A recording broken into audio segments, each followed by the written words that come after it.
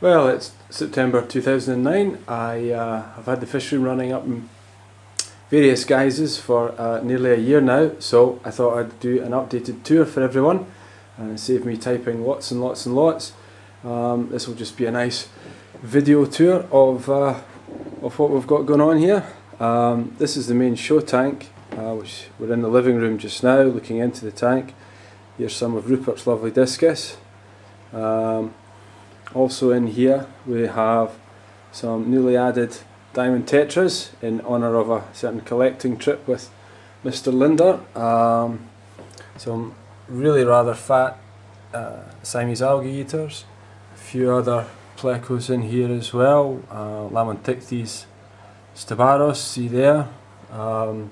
Also in the tank half a dozen Lepracanthus L264 and Barbie's Ancestris white spot, which are rarely seen but in there somewhere. You can see a bit of activity under there. There's also around about 50 or 60 cardinal tetras, Hyphesobricon bentosi, you see one there, and also there's a few Hemiodas kicking around. Tank's more or less full. Not really much plans to add more to it than that. Although I would like to get the algae growth in the plants under a bit more control. Okay, so let's go through to the fish room. Fish room itself is behind the big tank. It's a long room. On one side of the room we've got a kind of work area. It's a kitchen sink, washing filters and stuff like that. You've got to love the pull out scoosh shower, very handy for cleaning filters and so forth. We've got lots of storage and millions of old copies of TFH. A whole bunch of stuff. Fish room stuff, you see it in every fish room in the land. Little retro nano tank here. We've got Otocinclus, the world's fattest Otocinclus I think. Some Raspora brigheti, bunch of cherry shrimp, and there's also a pair of Corydoras habrosus in here. In fact, let's just have a wee look. There's one at the back there. There we go. That's the male, I think. Zoom back out. Okay, on the right here we have 5 tanks, all of which are 18 inches front to back. This is a larger one with these absolutely superb barbs in. Not really seeing them at their best colour.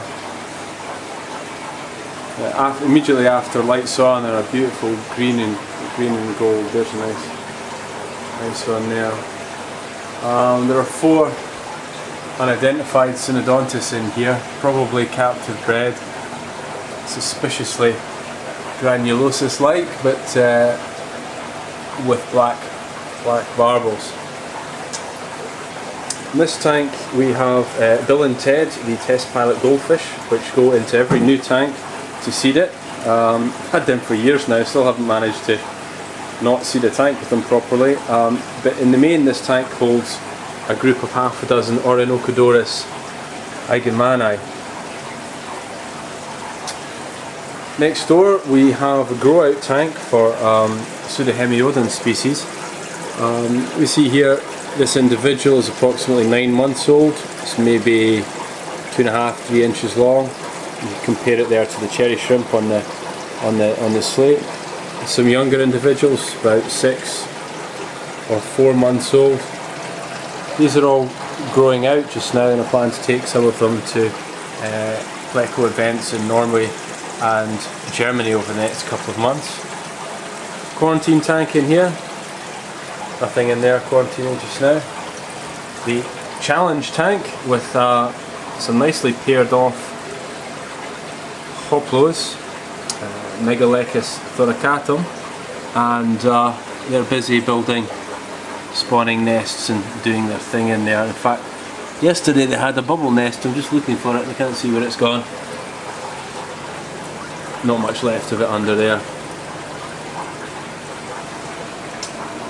Okay, behind these tanks we have the Scoben and Sistris project tank. A few dither fish in here. There's some temporary additions, a couple of silver dollars I'm looking after for a friend, but did a very good job of cleaning out all the duckweed in here.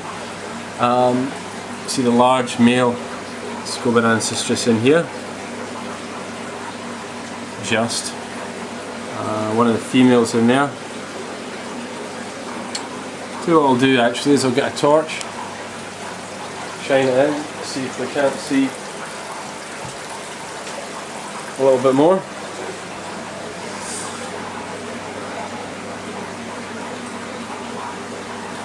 There we go.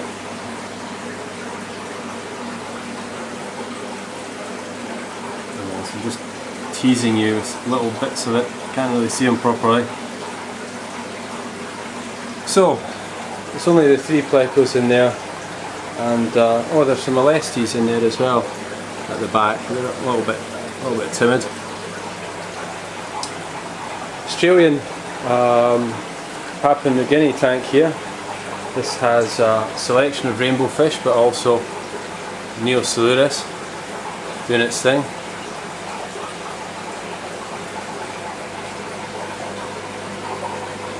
Absolutely fantastic fish, and very happy to have 3 of these in here.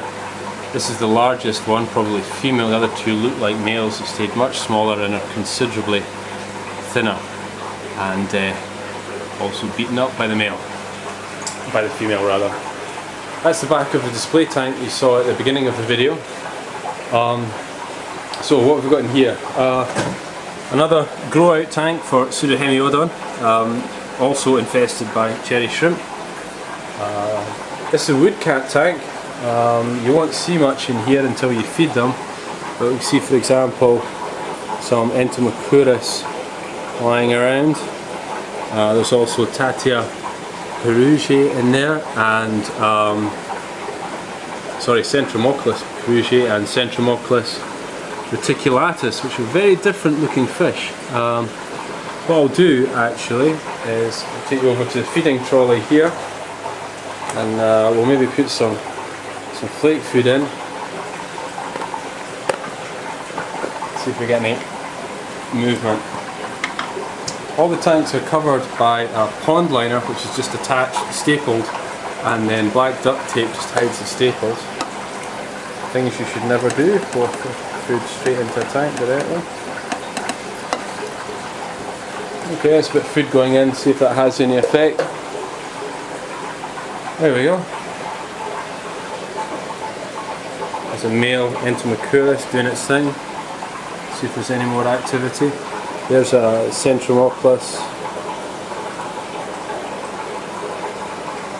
The black shape you see there. There we go.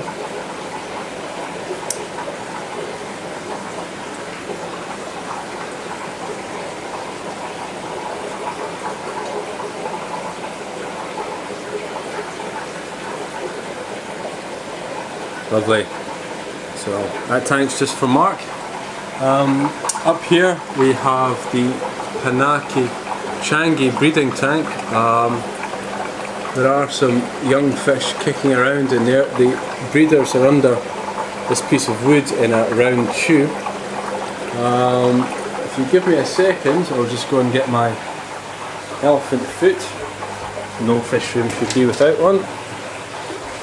Stick it down here. Let's see if we can see some little Panaki in here. There we go. There's one just under the gravel there.